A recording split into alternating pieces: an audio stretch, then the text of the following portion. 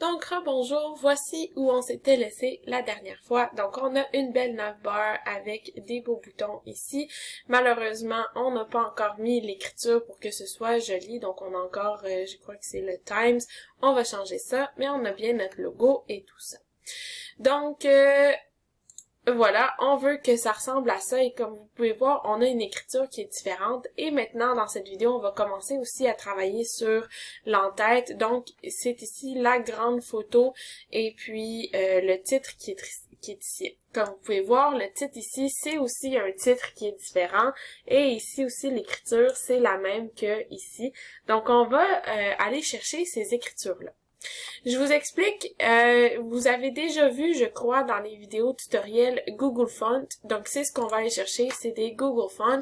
Sur le site du cours, quand vous allez dans la section ressources, vous allez dans, ici, langage. On va aller dans langage cette fois-ci. On a HTML, on va jusqu'à CSS. CSS, vous avez le petit logo de Google Fonts juste ici, donc Google, on clique dessus et ça nous amène juste ici.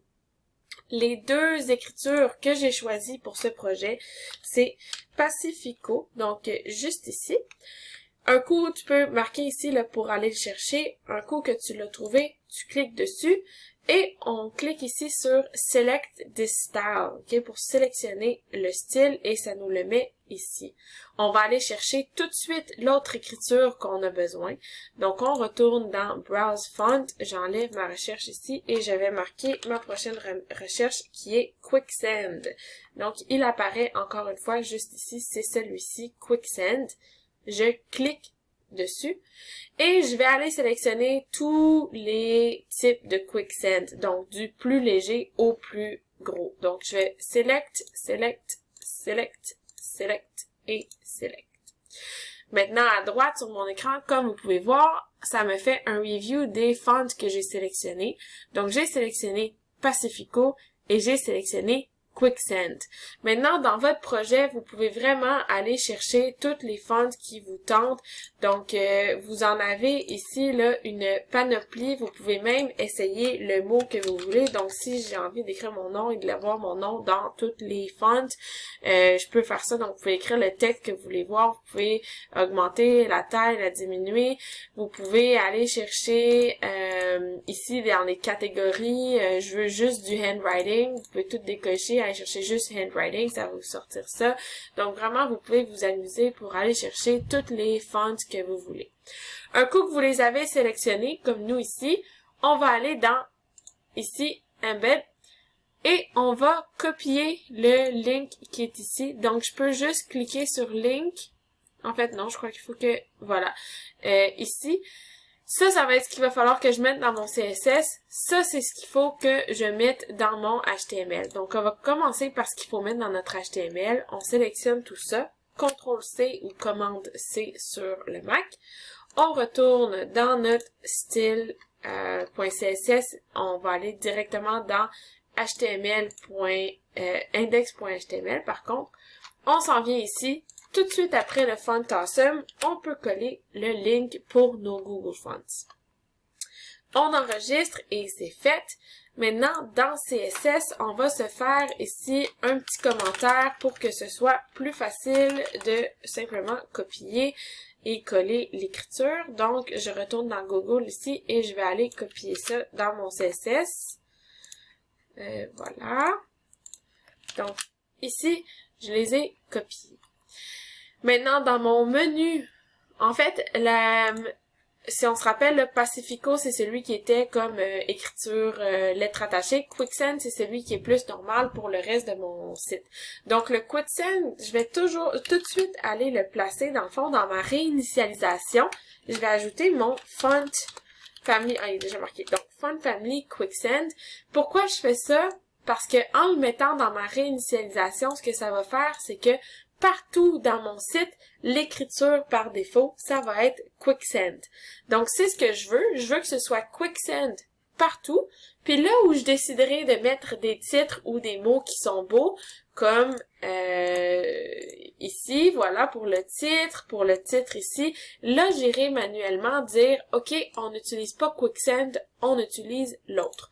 Donc, je mets quand même mon Quicksand dans ma réinitialisation, comme ça va être ça partout.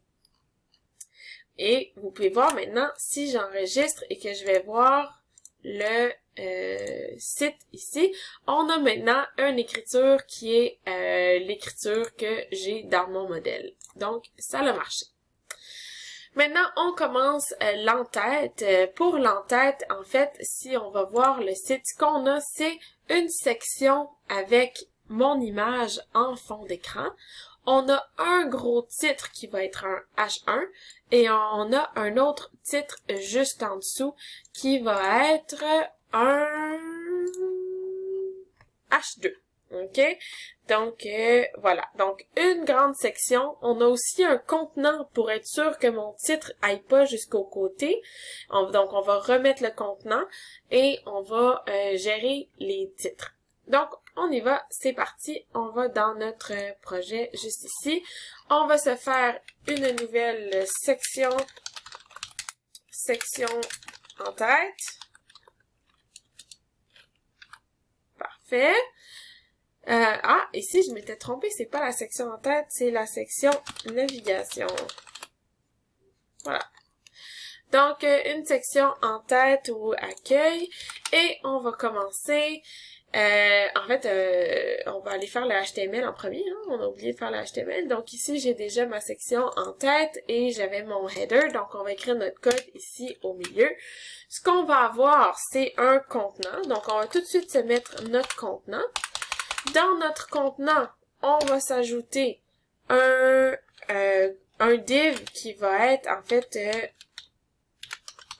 accueil texte. Donc, qui va regrouper tout notre texte. Et là, qu'est-ce qu'on veut comme texte sur notre page? On veut un H1 auquel on va donner une classe de titre principal. Donc, voilà. Le titre qu'on va donner, c'est vite, ça crêpe. C'est un jeu de mots pour vite, ça presse. Ici, on va se faire un H2 avec une classe de sous-titres. Voilà.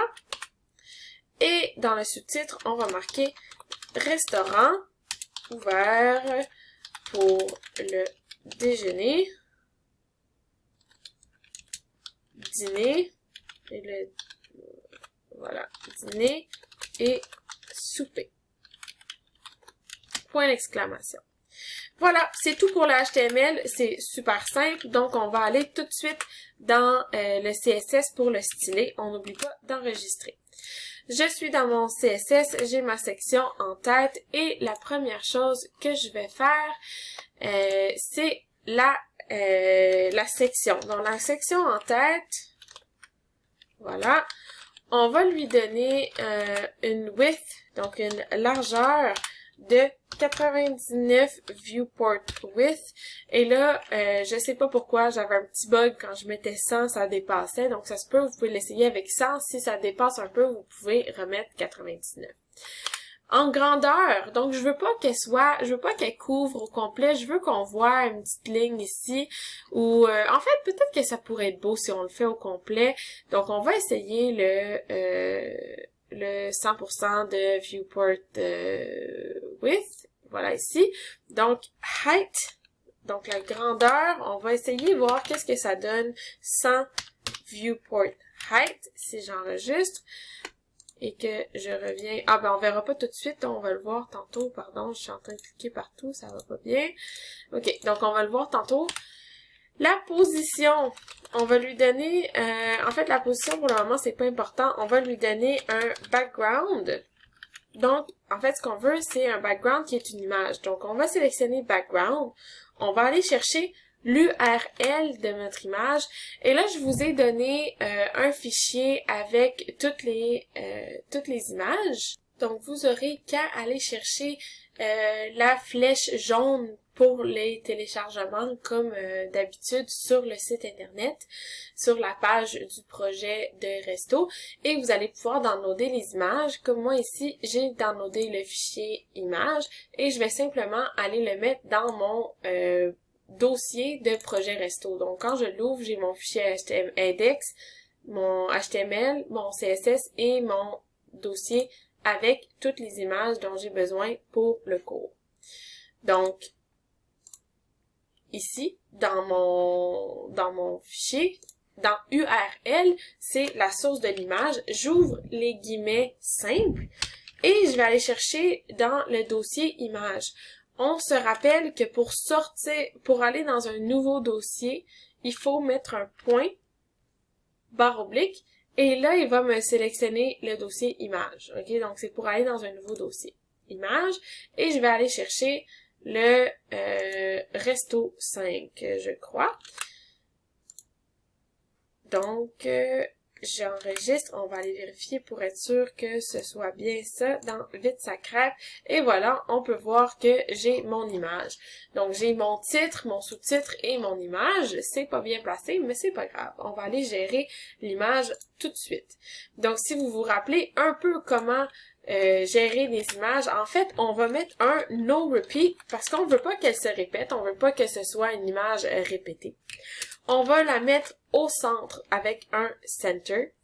Et on va aussi mettre un center cover pour qu'elle couvre bien, vraiment bien tout la place. J'enregistre et notre image devrait s'être placée. Donc, vous pouvez voir ici que notre image s'est placée. Par contre, elle est un peu trop grande, donc je trouve que le 100 de haut est un peu trop grand. On va essayer avec 90 ici, voir si ça fait plus notre affaire. Voilà, donc maintenant, elle est exactement la grandeur de ma page, ce qui fait bien mon affaire. Je retourne ici, donc c'est parfait. Et si on regarde sur mon modèle qui est juste ici, j'ai un nombre qui part de mon en-tête pour aller sur ma prochaine section. Donc, on va tout de suite rajouter ça, et ça va être la dernière chose qu'on va faire pour la vidéo. Ici, on va rajouter un nombre, donc un box shadow. Oups, pardon. J'ai fait plein de fautes. Voilà. Un box shadow. On va mettre 10 pixels par 10 pixels par 10 pixels et on va mettre un RGBA, donc la couleur. On va aller chercher une couleur qui est un petit gris, donc 51, 51, 51. Et pour le alpha, qui est la transparence, on va aller chercher un 0.699. Ou regarde, on va mettre 0.7. On enregistre et ça devrait être fait. Donc ici, on le voit pas vraiment, mais voilà. Donc c'est là. En fait, ici, on va changer le 10 pour un 0 parce que si vous avez vu ici, donc il est pas complet, on va retourner dans mon ici et on va remettre ça ici, le 100 VW pour le 99 pour un 100. On va aller voir qu'est-ce que ça change. Parfait, donc ça vient jusqu'au bord. Et on peut commencer à voir ici l'ombre. Vous la voyez pas sur votre écran vous, mais on commence à voir un peu l'ombre. Donc dans la prochaine vidéo, ça va faire beaucoup de sens. Je vous laisse. Dans la prochaine vidéo, on travaille sur les titres pour les rendre bien jolis. Et puis on commence peut-être l'autre section. À tantôt!